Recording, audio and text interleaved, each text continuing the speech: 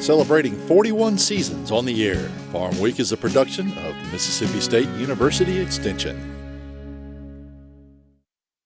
Today on Farm Week, we'll see why Rodney Johnson was named the Outstanding Logger of the Year in Mississippi. The veteran woodsman sets a good example for his employees. Johnson also emphasizes safety and the use of best management practices at all his job sites. In the Food Factor this week, the focus is on the trendy flavor of the season. Natasha Haynes shares her recipe for pumpkin pie spice. She says it's easy to make, and if you do it yourself, you'll save money this fall. And Southern Gardening highlights some really good landscape plants. The plants have a name that's sure to grab your attention. Farm Week starts right now.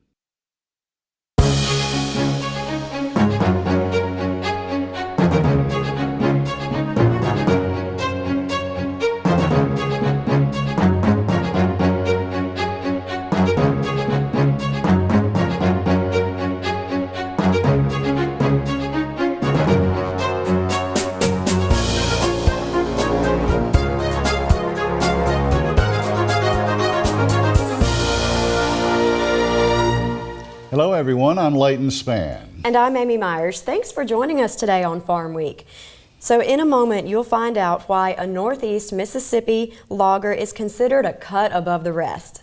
And a commodities trader shares his thoughts on whether soybean prices will be moving up or down this coming spring and summer. Plus, there is potential support for timber prices and a new report on the economy.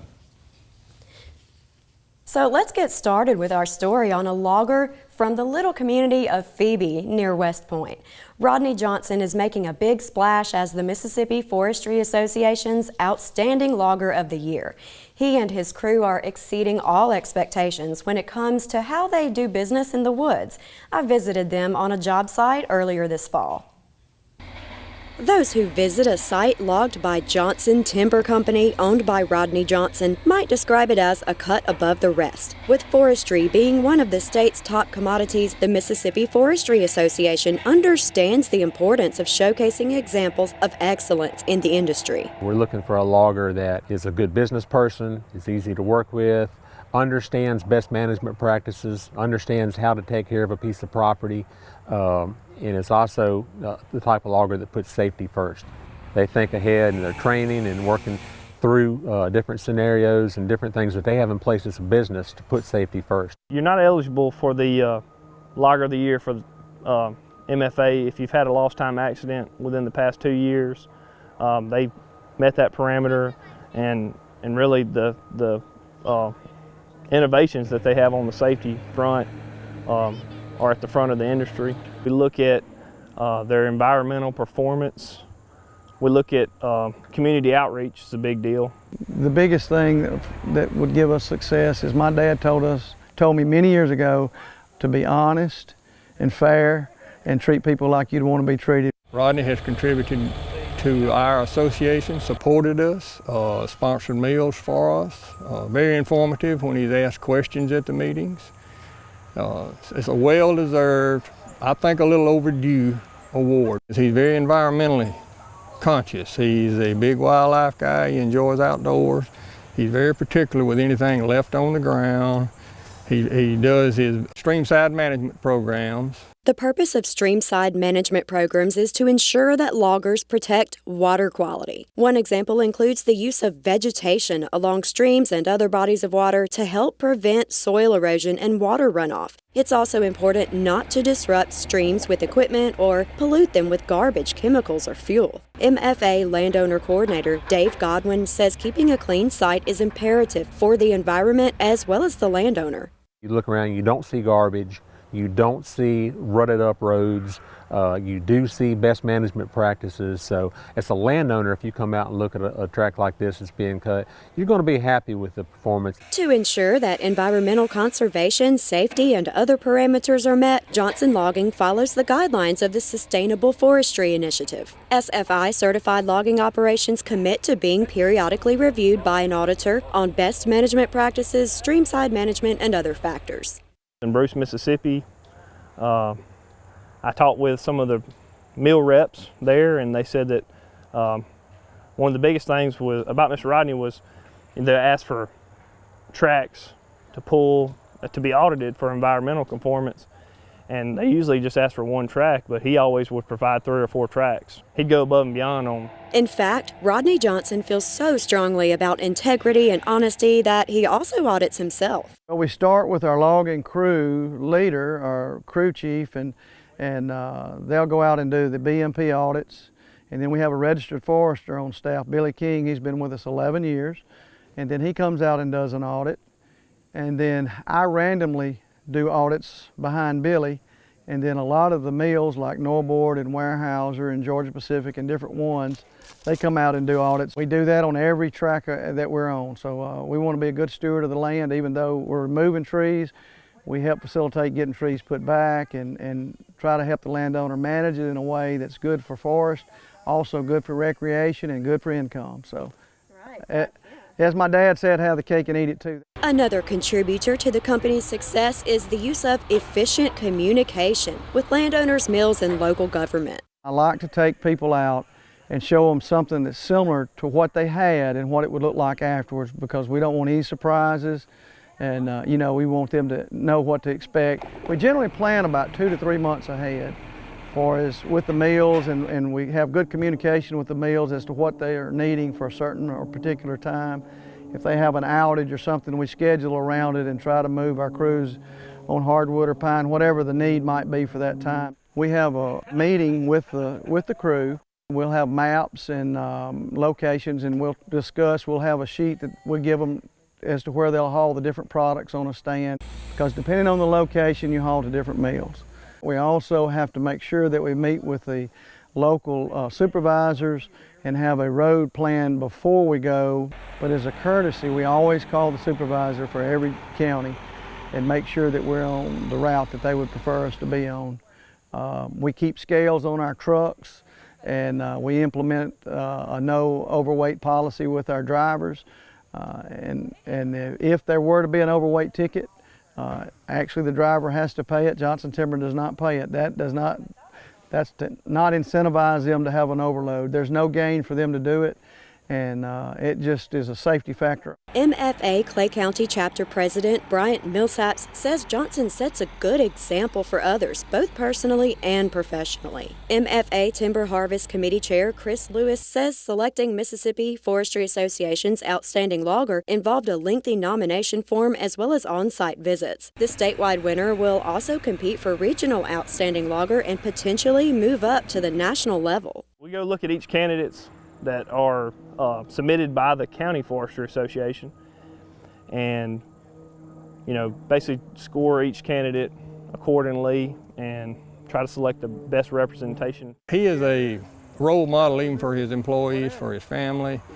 We had a conversation before I got here on that very thing, how to improve his employees, how to watch them, how to know what level they reach their potential, and to support that. But he runs good equipment, new equipment. If one of our crews were to have a breakdown, or one of the mills calls us at 12 o'clock, and for some reason even mills break down, they cut us off, we can immediately access all our trucks and divert them somewhere else. We have computers on all of our equipment today, and if we have an issue with a truck or even our logging equipment, we get an email that says the temperature is too high in this or something. So that's something we never had before. We try to keep everybody that can run at least 2 pieces of equipment.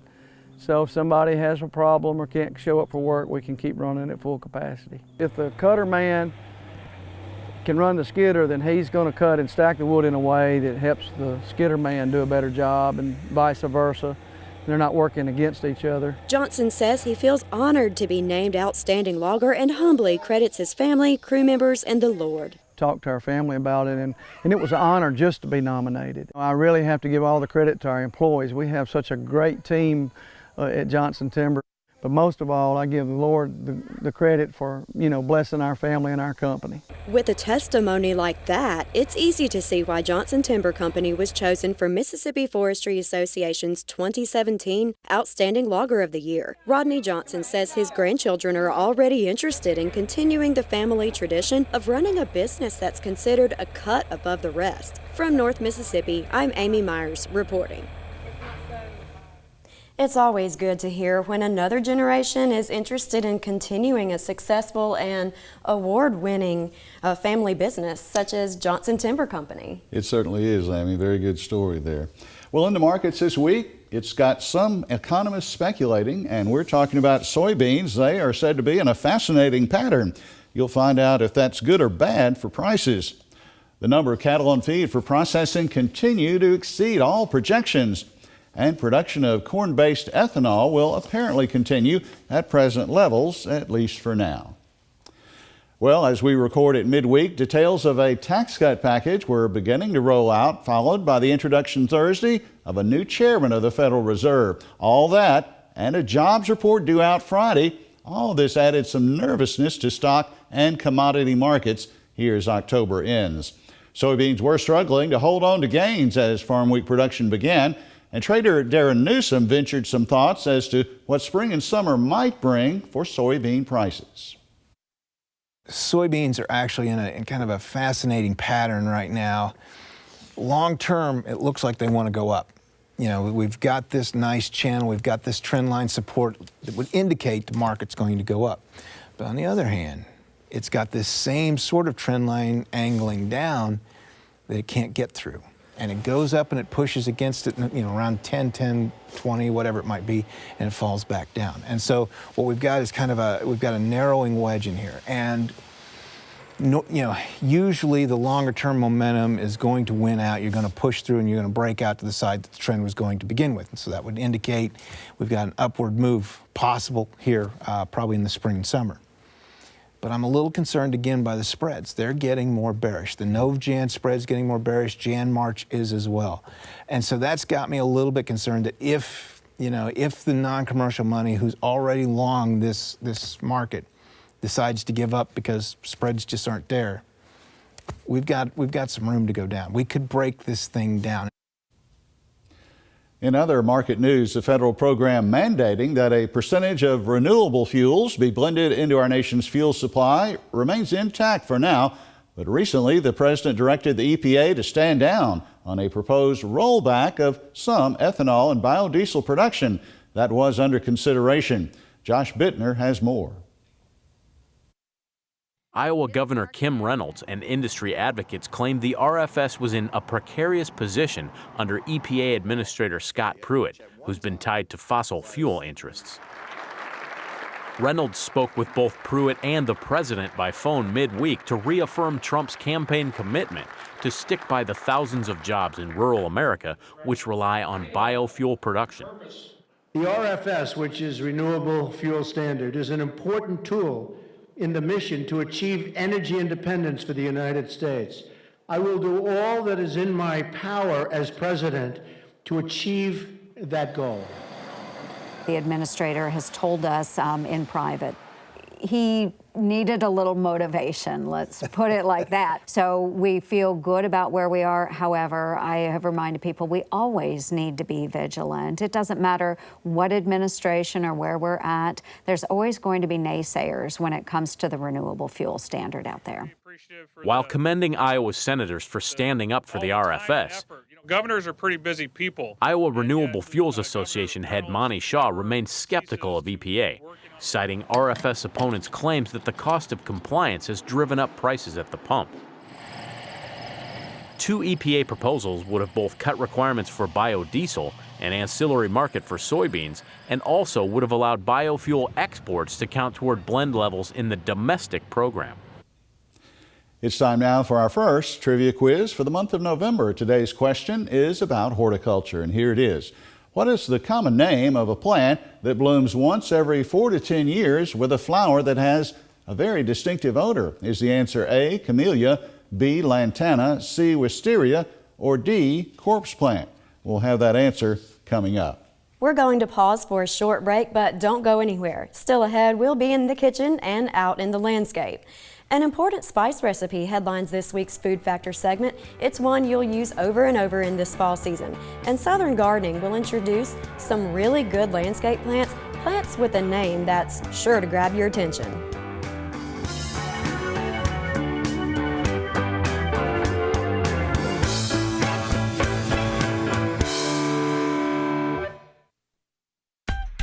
tradition of learn by doing is creating new opportunities.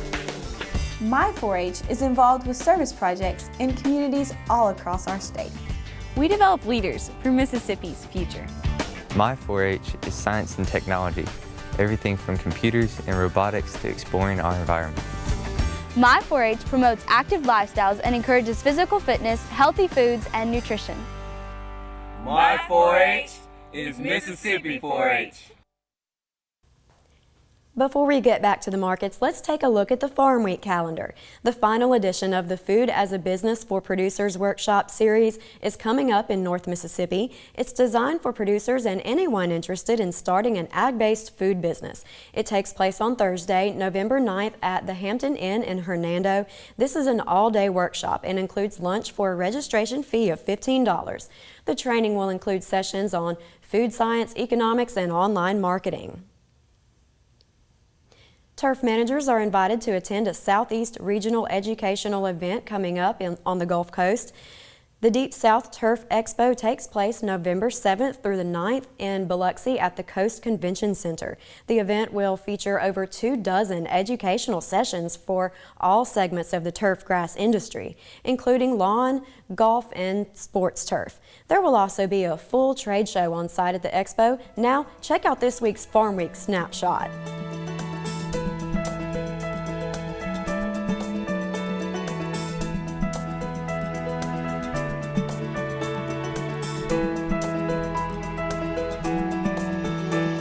New single-family homes are selling fast in the United States right now. The Commerce Department said last week sales in the month of September were the highest they've been in 10 years. Now, this offers hope to the forest products industry that lumber sales will gain strength and thereby help underpin the price of timber in Mississippi and other states. New home sales reportedly increased in all 4 regions of the country in September and were up almost 19% compared to 1 year ago. Well, there was a lot of anticipation surrounding the October cattle on feed report. The question centered on whether the numbers are still running ahead of recent forecasts. Extension's Josh Maples gives us some answers. Did aggressive cattle placements continue in the new report? Absolutely. Placements were up 13.5% in September of 2017 over September of 2016. In terms of the number of cattle, that's about a 255,000 head increase this year over last year. Largest September placements number since 2011. But perhaps more importantly, Leighton, is that placements exceeded the average expectations for the second straight month. So pre-report expectations were about a 7.5% increase in placements. So the difference between the 7.5% expected versus the 13.5% actual number in the report is about 113,000 head. So a lot more cattle placed than average expectations were pre-report. What are some of the factors that are fueling what is becoming a trend here? Yeah, you're right. I mean, we generally know there's going to be more placements. We know there's more cattle out in the country, there's more calves on the ground, and we know that those cattle are going to be coming through feedlots. But as we can see, it's difficult to predict exactly when those cattle are going to come into feedlots and become placements. And so, if we look at the first 9 months of 2017, we've placed about 1.4 million more head of cattle than we did during the same period of 2016. So that's a lot of cattle, and it's becoming tricky to figure out when those cattle are going to actually come into the feedlots. Well, feed costs have been relatively cheap. Is that leading to heavier cattle? These placements are heavier than normal? Well, we're certainly seeing heavier placements. So if we look at this report, the placements of cattle over 800 pounds into feedlots were about 14.4% higher than they were in September of last year. That's about 115,000 head more this year for the heavy weight class than we saw last year. What about marketings and the total on feed? Were those numbers in line with what the trade expected? The marketings especially. So marketings, we continue to do a good job of expectations versus actual. Expected about 2.6%. That number came in at 2.9%, higher than last year. So this leaves our total number of cattle on feed up about 5.4% over last year. So a lot more cattle in feedlots than we've seen in the past. So, recapping briefly the latter part of the markets here, new home sales are up, the number of cattle in feedlots is up, and there's one more increase to report before we close out the markets. U.S. export sales of beef, chicken, and pork are expected to rise as we make the turn into 2018. Analyst Brett Stewart of Global Agri-Trends in Denver says what's more remarkable is that this could happen even with the uncertainty surrounding the renegotiation of the North American Free Trade Agreement, better known as NAFTA. Stewart says the international market is especially likely to be friendly towards U.S. beef as prices have dropped, and the Australian cattle herd is said to be constrained by drought in that region of the world. Well, we back up to trivia now to give you the answer as we head towards our final segment of this edition of Farm Week. What is the plant that blooms every 4 to 10 years with a unique smelling flower? The answer is D, the corpse flower. Cooler temperatures and falling leaves are sure signs that the seasons are changing.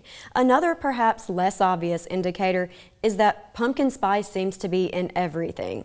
In this week's episode of the Food Factor Extension's Natasha Haynes tells us how we can make our own pumpkin spice at home.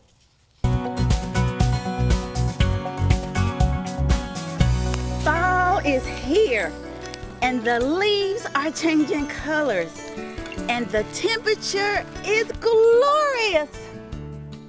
And you know what that means? It's everything pumpkin spice. This time of year, there is one recipe that is everywhere and in everything: pumpkin pie spice.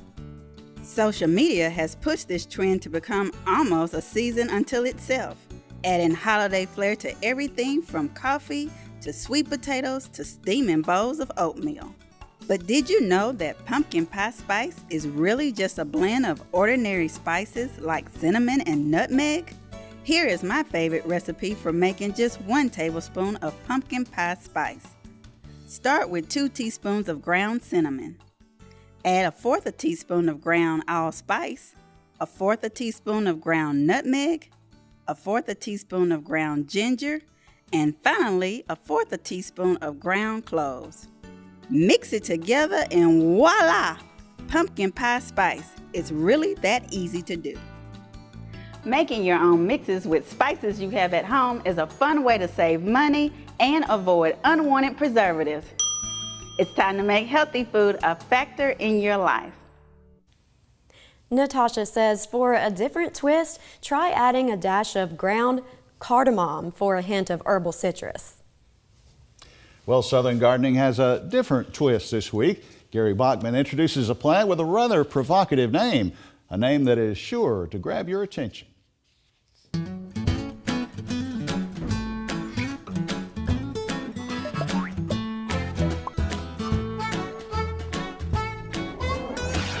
This time of year, many gardeners are doing double takes as the naked ladies start parading around.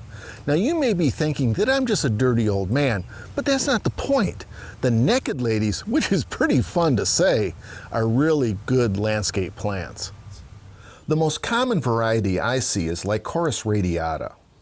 Lycoris also has other common names like surprise lily or resurrection lily. These names refer to what may seem like an odd way of growing. In the late summer through the fall, Lycoris produces tall flower stalks without any foliage, hence the naked reference. After the flowers have faded, the strap-like foliage will appear to replenish the bulb's energy supplies, always fading away by late spring.